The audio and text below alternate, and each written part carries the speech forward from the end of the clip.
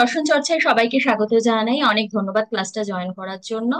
আজকে আমাদের western লজিকের session 4। আমরা সেশন 3 লাস্ট উইক অব্দি ক্লাস করেছিলাম। সেশন 3-তে যা যা আলোচনা হয়েছে আজকে সকালে আমি ইউটিউবে দিয়েও দিয়েছি, যারা ক্লাসটা মিস করে গেছেন দেখে নিতে পারেন। আর আজকের ক্লাসটা আমি নেক্সট উইকে সানডেতে আবার ইউটিউবে দেব। যারা আজকে ক্লাস জয়েন করতে পারেনি তারা দেখে নিতে পারবেন। তো আজকে প্রথমে প্রার্থনার মাধ্যমে সেশনটা শুরু করে নিই। ॐ सहनाववतु सहनो भुनक्तु सह वीर्यं करवावहै तेजस्विनावधीतमस्तु मा विद्विषावहै। ॐ शान्ति शान्ति शान्तिः। हरिः ओम श्री गुरुभ्यो नमः। हरिः ओम। বেশ, তাহলে আমরা আজকে পরবর্তী অংশ থেকে সেশনটা স্টার্ট করব। যেখান অবধি আমরা করেছিলাম, আমরা মূলত ওয়েস্টার্ন লজিকের যে নিয়মগুলো সেগুলো দেখেছিলাম। এবার ওয়েস্টার্ন লজিকের নিয়মগুলো দেখতে গিয়ে আমরা কিছু এক্সাম্পল নিয়ে সেগুলোর আলোচনা করেছিলাম। আর আজকে আগের সপ্তাহে যে আমি একটু হোয়াইট বোর্ড নিয়ে প্রবলেম হয়ে যাচ্ছিল, আমি সেই প্রবলেমটার সলিউশন খুঁজে পাইনি, যদিও কিছু আপডেটের কারণেই এই প্রবলেমটা হয়েছে। তো সলিউশন না পাওয়ায় আমাকে সাবস্টিটিউট মেথড দেখতে হচ্ছে। তো আমি সেই কারণে বই থেকে ফটো তুলে নিয়ে, না হলে ভেবেছিলাম হোয়াইট বোর্ডে লিখে লিখে দেখাবো। হোয়াইট বোর্ডে আমি ল্যাপটপ থেকে লিখলে সেটা শো করা যাচ্ছে, কিন্তু আমি যদি ফোন থেকে লিখি তাহলে আমার রেকর্ড হচ্ছে না, সেটা কোনোভাবে ব্ল্যাঙ্ক থাকছে। সেই জন্য আমার করা না করা ইকুয়াল ব্যাপার হয়ে যাবে। হ্যাঁ, ক্লাসের টাইমে তোমরা দেখতে পাবে, কিন্তু আমি ইউটিউবে দিতে পারবো না সেটা। তো সেই কারণে আমি বই থেকে পিডিএফ বানিয়ে নিয়েছি ফটো তুলে। সেটা তোমাদের শো করব, সেটা থেকে আমি দেখিয়ে দেবো যে কি কি আমি বলতে চাইছি। না হলে আমি সবটা করে করে দেখা ভেবেছিলাম। এই জন্যই সব থেকে সুবিধা হয় অফলাইন পড়ানো, আর অফলাইন হোয়াইট বোর্ডে লিখে লিখে করানো। আর যেহেতু এটা লজিক ক্লাস, সেই কারণে অফ হোয়াইট বোর্ডটা খুব দরকারি একটা বিষয়।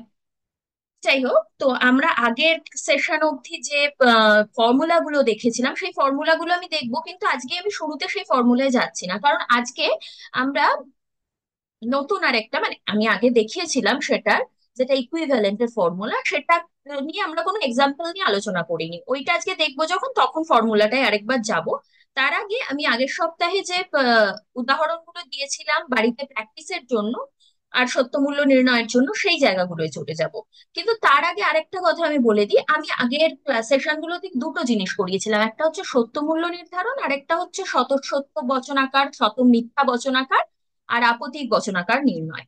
দুটোর প্রসেস এক, কিন্তু প্রশ্নটা ভিন্নভাবে আসতে পারে। যদি প্রশ্ন দেয় যে সত্য মূল্য নির্ধারণ করুন, তাহলে ওখানে সত্য মূল্যটা নির্ধারণ সত্য সারণীর মাধ্যমে করে আমাদের মেনশন করতে হবে যে এই এই ক্ষেত্রে যদি এ সত্য হয়, বি সত্য হয় এবং সি মিথ্যা হয়, তাহলে A.B যেটা আছে আর কি, ফাইনাল বচন আর কার, সেটা সত্য হবে কি মিথ্যা হবে। আবার যদি আমি যখন বইটা দেখাবো তখন ওখান থেকে একটা উদাহরণ দিয়ে বলে দেব। আবার যদি এই এইগুলো সত্য হয় তাহলে এটা মিথ্যা হবে, এইরকম ভাবে। আচ্ছা, আর একটা হচ্ছে সত্য মূল্য। সত্য মূল্য এটা হলো, আর একটা হচ্ছে শতসত্য, শত মিথ্যা, আপত্তি। এই তিনটে বচনাকার হতে পারে। তো প্রসেসটা একই, সত্য সারণীর মাধ্যমে আমি বার করার পর যদি সবগুলো সত্য হয় তখন আমায় লিখতে হবে এটা শত সত্য, যদি সবগুলো মিথ্যা হয় তখন লিখতে হবে শত মিথ্যা, যদি সত্য মিথ্যা মিলিয়ে থাকে তখন আমাকে লিখতে হবে শত আপত্তি। এবার যখন সত্য মূল্য জানতে চাইবে তখন ওইটা আমাদের ক্লিয়ার ভাবে লিখে দিতে হবে। আমি যে কোনো একটা উদাহরণ থেকে কিভাবে লিখতে, বইতে লাইনটা লেখা আছে, সেই জায়গাটা দেখিয়ে দেবো। ওটা আমার আগের সেশন গুলোতে বলা হয়নি। আজকে বইটা দেখতে গিয়ে মনে হলো যে হ্যাঁ, এটা আমি বলতে মিস করে গেছি, তো এটা বলে দেওয়া দরকার। এইটা হচ্ছে দুটোর পার্থক্য, কারণ দুভাবেই কোয়েশ্চেন আসতে পারে, একটা সত্য মূল্য নির্ণয় নির্ণয় করুন হিসেবে, আর একটা শত সত্য না শত মিথ্যা না আপত্তিক বচন নির্ধারণ করুন হিসেবে। আর আজকে একটা অন্য জিনিস করাবো যদি সময় পাই। তার আগে ইকুইভ্যালেন্টটা দেখে নেব। সবার প্রথমে দেখবো হচ্ছে আগের দিনের যে হোমওয়ার্ক গুলো আমি দিয়েছিলাম সেগুলোর কি কি অ্যান্সার হবে। আর পিডিএফ টা শো করায় আরেকটা সুবিধা হবে, আমার লিখে লিখে দেখাতে গেলে অনেকটা সময় লেগে যেত, যেটা পিডিএফ দেখালে অনেকটা কম সময়ে হয়ে যাবে। স্ক্রিনটা দেখা যাচ্ছে আশা করছি। হুম, দেখা যাচ্ছে। তো এই হলো বইটা থেকে আমি যেটা দিয়েছিলাম সেখানে। এই বাক্যগুলো আমি দিয়েছিলাম। তো প্রথম বাক্যটা আছে, হয় রাম আসবে এবং শ্যাম আসবে না, কিংবা শ্যাম আসবে কিন্তু রাম আসবে না। তো আমরা প্রথম অংশটা নিয়ে প্রথমে দেখবো। হয় রাম আসবে এবং শ্যাম আসবে না, মানে রাম আসবে এবং দিয়ে যুক্ত হচ্ছে, শ্যাম আসবে না, এই অংশটাকে আমরা একসাথে করব। তো এবার আমরা কি দেখছি যে এখানে হয় আর কিংবা, মানে এই দুটো বাক্যকে যুক্ত করা হচ্ছে হয় আর কিংবা দিয়ে। তো আমরা আপাতত হয় আর কিংবাটা দেখবো না, রাম আসবে এবং শ্যাম আসবে নাটাকে আগে আমরা প্রতিকায়িত করব। তো রাম আসবে এবং শ্যাম আসবে না, এটাকে আমরা ফার্স্ট ব্র্যাকেটের মধ্যে রাখছি। তো রাম আসবে, আর আমরা আর দিয়ে রাম আসবেটাকে চিহ্নিত করছি, এবং আছে তো ডট, শ্যাম আসবে না মানে নেগেশন হচ্ছে, তো কার্ল, কার্লটা নেগেশন অর্থে ব্যবহৃত হয় বলেছিলাম, তো কার্ল এস। তো রাম আসবে এবং শ্যাম আসবে না এইটুকু বাক্যকে আমরা প্রতিকায়িত করলাম আর ডট কার্ল এস দিয়ে। তারপরে আসছে, মাউস কার্সরটা দেখা যাচ্ছে তো স্ক্রিনে? কেউ একটু বলো। হুম হুম হুম, দেখা যাচ্ছে দেখা যাচ্ছে। আচ্ছা আচ্ছা। তো তারপরে আসছে ভেল, এই যে হয় এবং কিংবা। হয়টা আলাদা করে কিছু হবে না, কিংবাটা আলাদা করে কিছু হবে না, হয় আর কিংবা দুটো একসাথে মিলেই এই ভেলটা সাবস্টিটিউট করছে, মানে অথবার কাজ করছে হয় কিংবা দিয়ে। হয় কিংবার জায়গায় অথবাও হতে পারতো, তো হয় অথবা, যেমন যদি তবে সেরকমই ভেল দিয়ে এটা সাবস্টিটিউট হচ্ছে, ভেল বসে গেল। পরবর্তী অংশটা কি আছে বচনে? হ্যাঁ, বচনে রাম আসবে এবং শ্যাম আসবে না, এটা আমরা করলাম। শ্যাম আসবে কিন্তু রাম আসবে না, তো শ্যাম আসবে এস এবং ডট, রাম আসবে না কার্ল আর। এটা আবার ফার্স্ট ব্র্যাকেটের মধ্যে হলো, তো পুরো বচন আকারটা হয়ে গেল আর ডট কার্ল এস ভেল এস ডট কার্ল আর। এবং ব্র্যাকেটটা দিয়ে বোঝাতে হবে কোন অংশ দুটো যুক্ত আছে, ঠিক অঙ্কের ক্ষেত্রে যেরকম আমরা ব্র্যাকেট দিয়ে বোঝাতাম যে এই জায়গাটার কাজ আগে করতে হবে, সরল যখন করা হয় তখন এই জায়গাটার কাজ আগে করা হবে, এই জায়গাটার কাজ তারপরে হবে, সেই রকম বোঝানোর জন্য প্রাথমিকভাবে যেটা যুক্ত আছে, যেমন রাম আসবে এবং শ্যাম আসবে না, সেটা ফার্স্ট ব্র্যাকেটের মধ্যে রইলো। শ্যাম আসবে এবং রাম আসবে না, সেটা প্রাথমিকভাবে যুক্ত আছে, সেটা ফার্স্ট ব্র্যাকেটে যুক্ত হলো। এবার পুরোটা ভেল দিয়ে যুক্ত হলো, যেহেতু বচনটার আর কোনো অংশ নেই সেই জন্য এরপরে আর কোনো ব্র্যাকেট হলো না। এই যে পঞ্চমটায় কিন্তু আর একটা ব্র্যাকেট হয়েছে, যেহেতু এই বাইরে আরেকটা কার্ল বসছে, সেরকম ভাবে যত বড় হবে সেটার আরেকটা আমরা ওরকম পাবো যে আরো কতগুলো ব্র্যাকেট দিয়ে হতে পারে। তো এবার এটার সত্য মূল্য এখানে নির্ণয় করা হয়েছে, T T F F T F T F. এবার কার্ল আর কার্ল এস এর মানটা ঠিক অপোজিট হবে, F F T T F T F টি।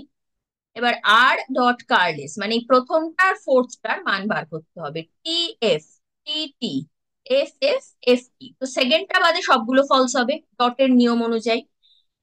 এস ডট কার্ল আর এর মান বার করতে হবে, টি F F F T T F টি, মানে থার্ডটা বাদে সবকটার মান ফলস হবে, থার্ডটা সত্য। এবার এই দুটোর ভেল মান হবে, মানে প্রথমটা শুধু ফলস হবে, ফোর্থটা ফলস হবে, আর মাঝখানে দুটো টি এফ এফ টি থাকায় ট্রু হবে। প্রথমটা কি আছে, ফলস ফলস, লাস্টেরটা কি আছে, ফলস ফলস, তাই ফলস হলো। তো এইভাবে আমরা এটা বার করতে পারি। এবার এটার আমরা শত সত্য শত মিথ্যা আপতিক দেখতে গেলে বলবো এটা আপতিক বচনাকার। কিন্তু এখানে আরেকটা জিনিস আমি যেটা বললাম, সত্য মূল্য নির্ণয় করো, যেরকম এখানে কোয়েশ্চেনটা সত্য মূল্য নির্ধারণেরই দিয়েছে। তো এখানে কি লিখতে হবে, সত্য সারণী লক্ষ্য করলে দেখা যাচ্ছে যে আর এস উভয়ই সত্য হলে কিংবা উভয়ই মিথ্যা হলে আলোচ্য বচনটি মিথ্যা, অন্যথায় সত্য।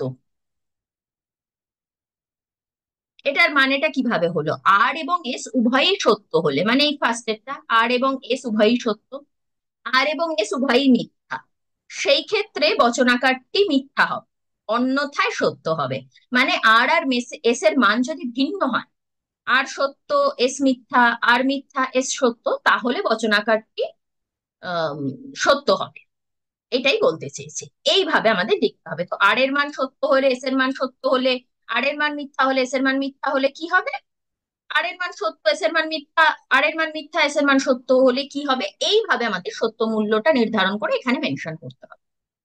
আচ্ছা, এর পরবর্তী বচনটা ছিল রাম আসবে, রাম এবং শ্যাম উভয়ই আসবে কিন্তু যদু আসবেন, এটা আমি আগের সেশনে দেখিয়েছিলাম তাই আর করাচ্ছি না।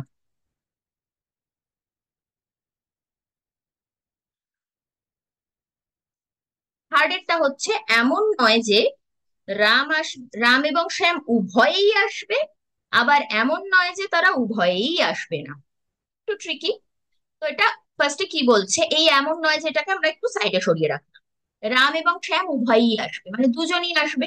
এখানে কি হচ্ছে, R dot S, simple, Ram আসবে এবং শ্যাম আসবে, এটাই। রাম এবং শ্যাম উভয়ই আসবে বলছে। আবার এমন নয় যে তারা উভয়ই আসবে না, মানে কার্ল আর ডট কার্লেস, খুব সিম্পল। এবার দুটোর আগেই একটা নেগেশন মার্ক হবে, দেখো। আচ্ছা, এখানে বলি, এমন নয় যে রাম এবং শ্যাম উভয়ই আসবে, আবার এমন নয় যে তারা উভয়ই আসবে না। এখানে মাঝখানে কিন্তু সংযোগের কোনো চিহ্ন বা শব্দ মেনশন করা নেই, শুধু একটা সেমিকোলন দেওয়া আছে।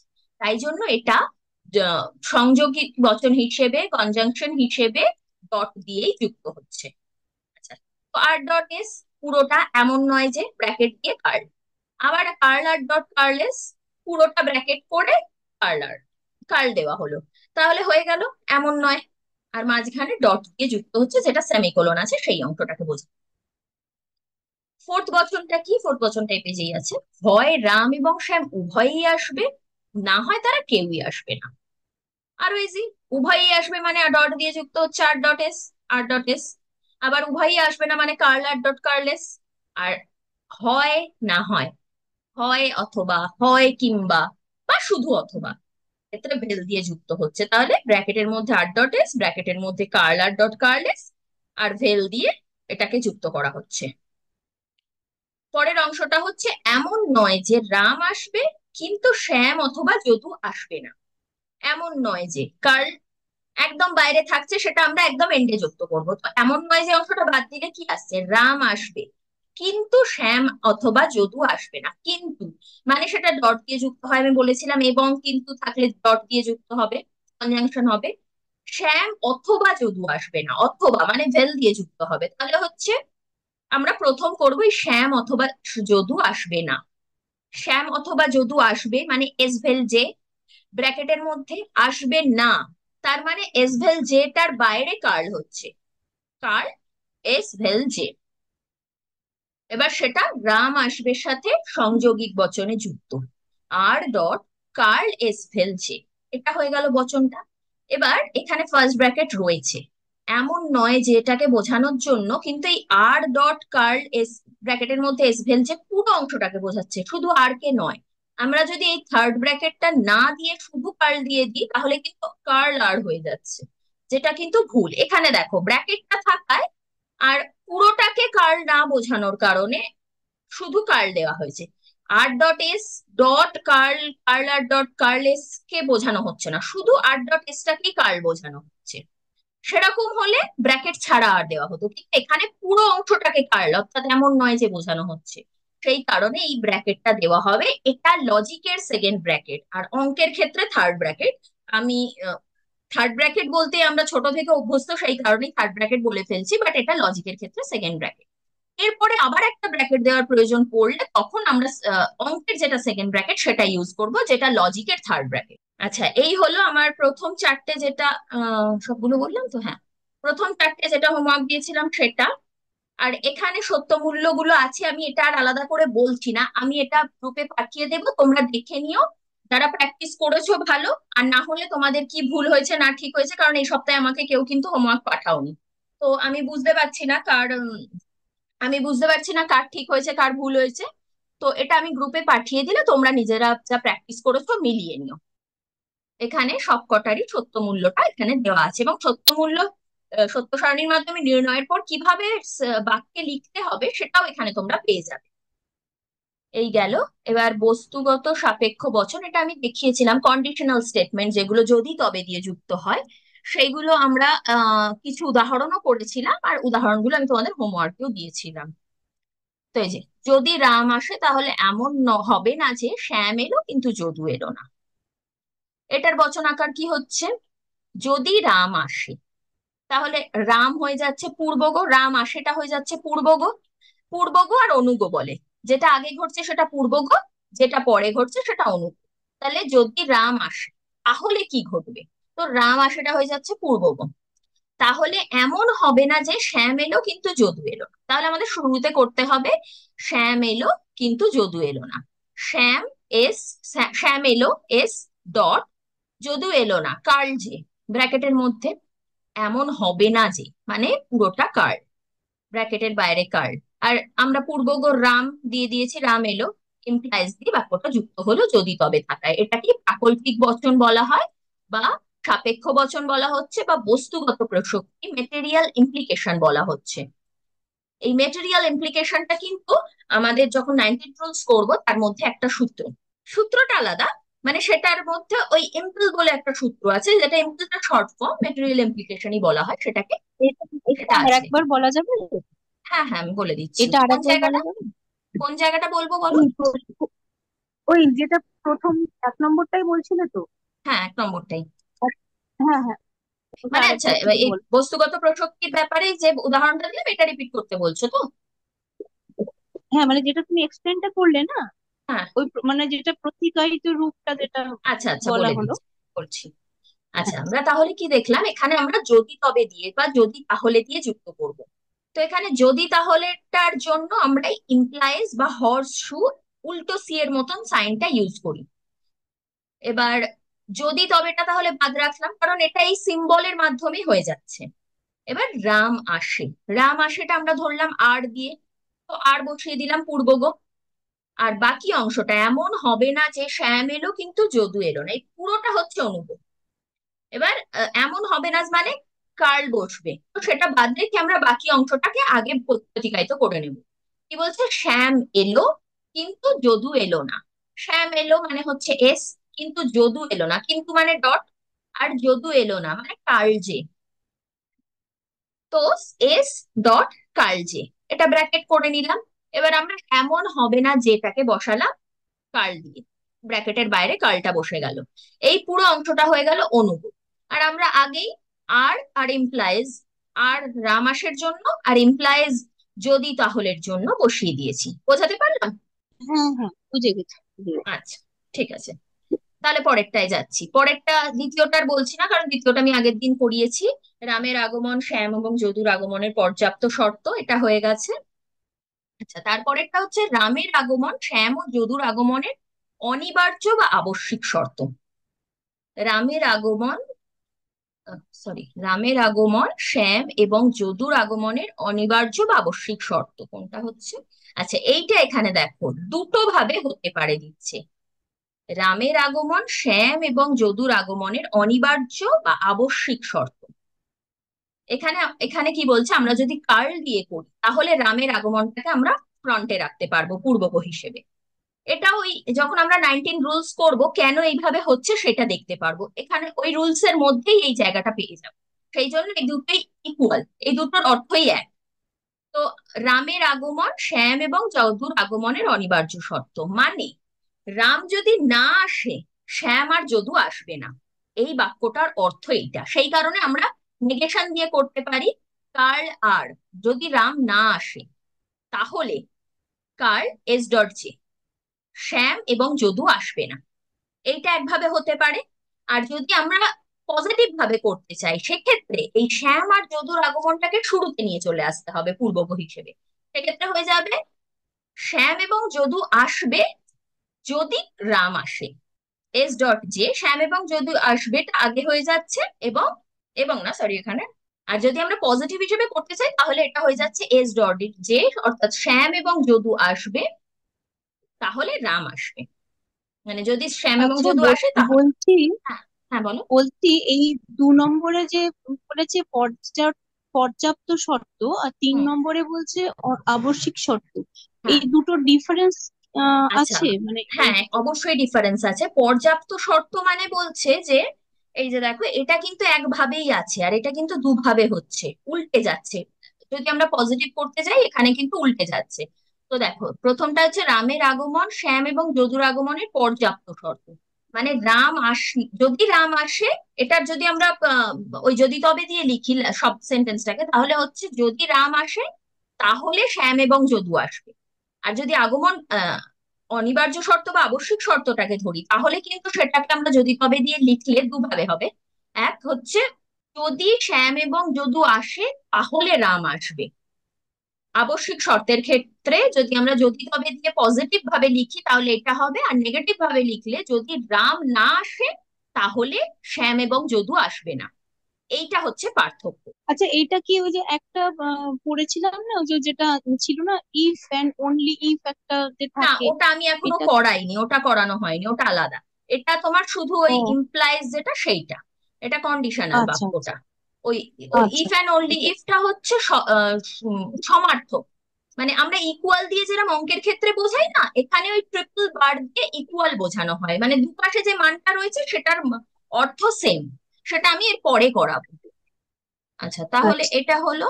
এবার ফোর্থটা বলছে, এমন নয় যে যদি রাম আসে তাহলে শ্যাম এবং যদু আসবে। তাহলে এমন নয় যেটা লাস্টে কার্ল অ্যাড করে দেব। যদি রাম আসে তাহলে শ্যাম এবং যদু আসবে, খুব সিম্পল সেন্টেন্স।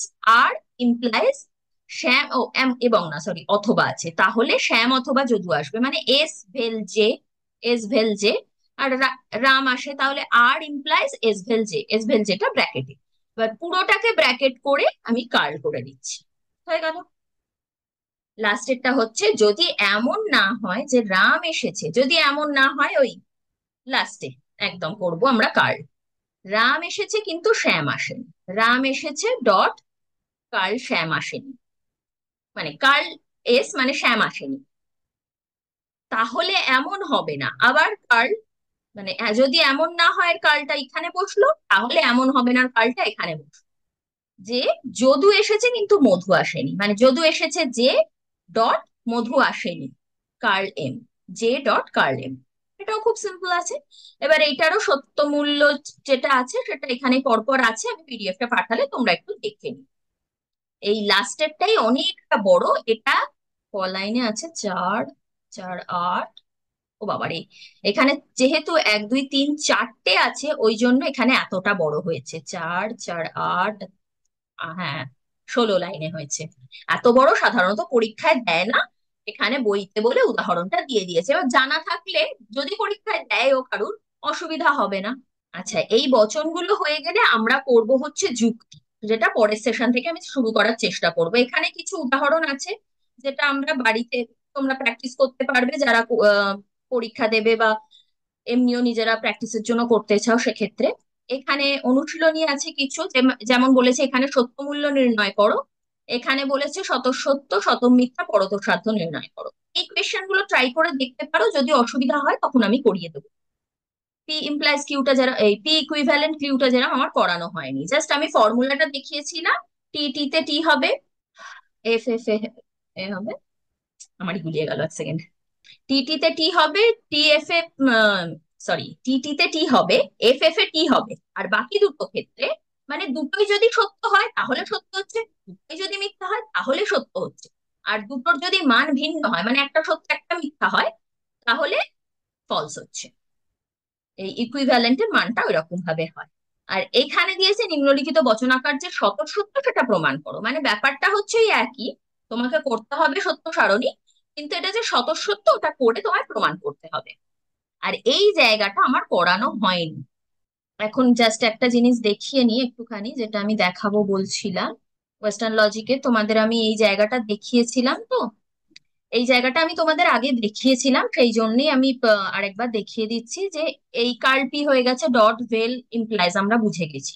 আর ইকুইভ্যালেন্টটার অর্থ হচ্ছে টি টি তে টি, টি এফ এ এফ, এফ টি তে এফ, এফ এফ এ টি। এটা একটা উদাহরণ দিয়ে আমি দেখিয়ে দিলে তোমাদের বিষয়টা ক্লিয়ার হয়ে যাবে। সব থেকে সোজা কিন্তু এই ইকুইভ্যালেন্টটা, কারণ দুটোই সত্য হলে, দুটোই মিথ্যা হলে সত্য হয়, বাকি দুটো ক্ষেত্রে মিথ্যা হচ্ছে।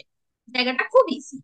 তো আমরা এতক্ষণ যে ক্লাসটা করছিলাম সেই জায়গাগুলো আমাদের অলরেডি প্র্যাকটিস করা হয়ে গেছে। আর যে দুটো জায়গা আমার দেখানো হয়নি, যে অনুশীলনীতে যে অংশটা আমরা 2 নম্বরের কোয়েশ্চেনে পেলাম, যেখানে আমরা যদি কোনো দুটো জায়গার বা এক্স এর মান, ওয়াই এর মান, এ এর মান, বি এর মান দেওয়া থাকে তাহলে কি করব, এই জায়গাটা আমরা একটা দেখব।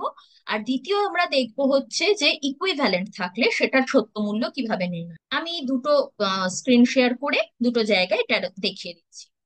প্রথম স্ক্রিন শেয়ারে আমি যেটা দেখাচ্ছি সেটা, জাস্ট সেকেন্ড। তো প্রথমে আমরা ইকুইভ্যালেন্টের জায়গাটা একটু দেখে নিই। ইকুইভ্যালেন্টের জায়গাটায় আমরা কিরাম পাচ্ছি, যে পি কিউ, এখানে আমরা বচনটা পেয়েছি, বচনাকারটা পেয়েছি এইটা। বচনাকারটা আছে কার্ল পি ভেল কিউ ব্র্যাকেটের মধ্যে ইকুইভ্যালেন্ট ব্র্যাকেটের মধ্যে curl P dot curl Q. তাহলে এখানে আমাদের মান লাগবে পি আর কিউ এর, আর কার্ল পি কার্ল কিউ ও বার করে নিতে হবে। পি ভেল কিউ এর মানটাও ব্র্যাকেটে রেখে কার্ল মানটা বার করে নিতে হবে। তো পি কিউ এর মান আমরা লিখলাম, দুটো আছে মানে আমরা চারটে লাইনই করবো, T T F F T F T F. P T T F F মানে কার্ল পি হবে F F T T, Q T F T F মানে কার্ল কিউ হবে F T F T, P vel Q. তাহলে মানটা হচ্ছে যেরকম আমরা দেখেছিলাম, ফলস ফলসে ফলস, বাকি সবগুলো ট্রু, সেটাই বসে যাচ্ছে। এবার আমাদের অবজার্ভ করতে হবে যে পি ভেল কিউ এর কার্ল পুরোটা ব্র্যাকেটের মধ্যে রেখে কার্লটা আছে, তার মানে আমাদের এই মানটাকে কার্ল বার করতে হবে। তাহলে টি টি টি এফ আছে মানে এফ এফ এফ লাস্টেরটা টি হবে। সেখানে আমাদের এই মানগুলো দেখার দরকার, কিন্তু পরেরটার ক্ষেত্রে এই দুটো মান সেপারেটলি দেখতে হবে, কারণ কি আছে curl P dot curl Q. তাহলে কার্ল পি এর মান এফ এফ টি টি আছে, আর কার্ল কিউ এর মান আছে এফ টি এফ টি। তাহলে ডটের ক্ষেত্রে হয় টি টি কে টি, তাহলে এই লাস্টেরটায় দুটোই টি আছে তো টি হচ্ছে, আর বাকিগুলোর ক্ষেত্রে F F F T T F আছে তো ফলস হয়ে যাচ্ছে। এবার আমাদের ইকুইভ্যালেন্ট করতে হবে curl P vel Q, red mark দিয়ে যেটা বুঝিয়েছি, আর curl P dot curl Q এই অংশটাকে। তাহলে এফ এফ এ টি, কেননা ইকুইভ্যালেন্টের ক্ষেত্রে যদি দুটোই মিথ্যা হয় তাহলে টি হবে, সত্য হবে, দুটোই সত্য হলে সত্য হবে। আর যদি একটা সত্য একটা মিথ্যা হয় সেক্ষেত্রে মিথ্যা হয়ে যায়।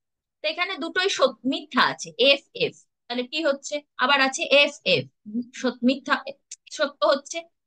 থার্ড এরটাও আছে এফ এফ, তাহলে সত্য হচ্ছে। ফোর্থ এরটা আছে টি টি মানে সত্য হচ্ছে। এই বচনাকারটা হয়ে যাচ্ছে শত সত্য। হাতের লেখাটা খুব খারাপ হয়েছে, সো ওটা ইগনোর করুন। এইটা হলো একটা, এই বচনাকারটা আমরা দেখলাম ইকুইভ্যালেন্ট কিভাবে করবো, এটা দেখে নিলাম। এর পরবর্তীতে আমি যে পিডিএফটা পাঠাবো সেই পিডিএফ এ যে এক্সাম্পল গুলো ইকুইভ্যালেন্ট সাইন দিয়ে আসবে সেগুলো প্র্যাকটিস করলে বাকি অংশটা বুঝে যাওয়া যাবে। আর একটা যেটা বললাম মান দিয়ে দিলে সেটার কিভাবে আমরা বার করতে পারবো সেটারটাও তাহলে আমরা দেখে নিই। আর একটা স্ক্রিন শেয়ার করছি। তাহলে লাস্টে আমরা এখানটায় কি দেখছি, লাস্ট যেটা সেটা হচ্ছে এ ডট ওয়াই, বচনাকারটা আছে A dot Y vel curl B dot X. তো A dot Y vel curl B dot X আছে এবং কোয়েশ্চেনে বলে দেওয়া আছে এর মান সত্য, বি এর মান সত্য, এক্স এর মান মিথ্যা, ওয়াই এর মান মিথ্যা। তাহলে এবার আমরা বচনাকারটা সত্য মূল্য কিভাবে বার করব, যেহেতু এখানে কিছু কিছু মান বলে দেওয়া আছে আমাদের আর ওইভাবে সত্য সারণী করার প্রয়োজনীয়তা নেই। আমরা জাস্ট যার মান যা বলা আছে সেটা বসাবো। এর মান সত্য তো আমরা টি বসিয়ে দিলাম, ওয়াই এর মান মিথ্যা তো আমরা ডট দিয়ে এফ বসিয়ে দিলাম, ভেল কার্ল বসে গেল। বি এর মান সত্য, টি বসিয়ে দিলাম, এক্স এর মান মিথ্যা, এফ বসিয়ে দিলাম। এবার টি ডট এফ মানে কি হয়, এফ হয়, বসিয়ে দিলাম। ভেল আর কার্ল অ্যাজ ইট ইজ বসে যাবে। টি ডট এফ মিথ্যা হয়, আবারও এফ বসে গেল। আচ্ছা, এগুলো ইকুয়াল সাইন দিয়ে আমরা বসাবো, মানে দুটো দাগ। এটা ইকুইভ্যালেন্ট সাইন নয়, কিন্তু তিনটে দাগ নেই, এটা ট্রিপল বার নয়, এটা ইকুয়াল সাইন, যেরকম অঙ্কে সরল করার ক্ষেত্রে আমরা করি সেরকম ভাবে। এবার এফ ভেল কার্ল এফ, কার্ল এফ মানে টি হয়ে যাচ্ছে, তাহলে হয়ে যাচ্ছে এফ ভেল টি। আর আমরা ভেলের ক্ষেত্রে কি জানি, ভেলের ক্ষেত্রে জানি যখন দুটো এফ হবে তখন মিথ্যা হবে, অন্যথা যাই মান হোক না কেন সেটা সত্য হবে। টি টি তে সত্য হবে, টি এফ এ সত্য হবে, এফ টি তে সত্য হবে। আর এখানে আছে এফ ভেল টি, তো এখানে মানটা সত্য হচ্ছে। তো যখন এরা মান দেওয়া থাকবে তখন আমরা এই মান অনুযায়ী বচনাকারটাকে বসিয়ে নেব এইভাবে, যেরকম এ ডট ওয়াই আছে আমি টি ডট এফ লিখলাম, এ টি ওয়াই এফ। আবার বি ডট এক্স আছে বি টি এক্স এফ, তো সেটাও টি এফ লিখলাম। এইভাবে আমরা মানটা করলাম। তো এইভাবে যখন কিছু মান বলে দেওয়া থাকবে তখন আমাদের পড়াটা আরো ইজি হয়ে যাবে, তখন সেটার সত্য মূল্য আমরা এইভাবে বার করতে পারি। তো এই দুটো জায়গা বলার ছিল। পরবর্তী সেশন থেকে তাহলে আমরা যুক্তির আলোচনাটা শুরু করব, বচনের আলোচনাটা মোটামুটি এখানেই কমপ্লিট হয়ে যাচ্ছে। যুক্তির আলোচনাটা পরবর্তী সেশনে যদি একটা সেশনে হয়ে গেল ভালো, না হলে দুটো সেশন ম্যাক্সিমাম হয়তো লাগবে। তারপর আমরা 19 রুলসটায় যাব। 19 রুলস এর আলোচনাটা আরো ইন্টারেস্টিং। তো 19 রুলস এর আলোচনাটা যখন আমরা যাব তখন সেখানে এই যে আমরা সত্য মূল্যটা বার করলাম ইকুইভ্যালেন্টের, ওটা আমরা ফর্মুলাতেই পেয়ে যাব। ওই জায়গাগুলো আরো ইন্টারেস্টিং হয়ে যাবে এবং আরো ইজি হয়ে যাবে। এই সত্য মূল্য বার করার জন্য যে এত পাতার পর পাতা লিখতে হচ্ছে, ট্রু ফলস করে, অত জায়গাই লাগবে না, ফর্মুলায় ফেলে আমরা কাজটা করতে পারবো। তো সত্য সারণীটা আমরা চেষ্টা করব আগামী একটা বা দুটো ক্লাসের মধ্যে কমপ্লিট করে 19 রুলস এর ফর্মুলাতে যাওয়ার। আজকে সেশনটা এখানেই শেষ করছি শান্তি মন্ত্রের মাধ্যমে। কারোর যদি কোনো প্রশ্ন থাকে পরের সেশনে আমাকে জানালে, আমি পরের সেশনের আগে আমাকে হোয়াটসঅ্যাপে জানালে আমি রিপ্লাই করে দেবো, আর আমি গ্রুপে এই পিডিএফটা পাঠিয়ে দেবো যেটা আজকে শুরুতে দেখালাম, আর এই যে ফটোগুলো দেখালাম সেগুলোরও স্ক্রিনশটটা আমি পাঠিয়ে দেবো। আজকে সেশনটা এখানেই এন্ড করছি। ওম পূর্ণমদঃ পূর্ণমিদং পূর্ণাৎ পূর্ণমুদচ্যতে পূর্ণস্য পূর্ণমাদায় পূর্ণমেবাবশিষ্যতে। ওম শান্তি শান্তি শান্তিः। হরিः ওম শ্রী গুরুভ্যো নমঃ। হরিः ওম। থ্যাংক ইউ জয়েন করার জন্য।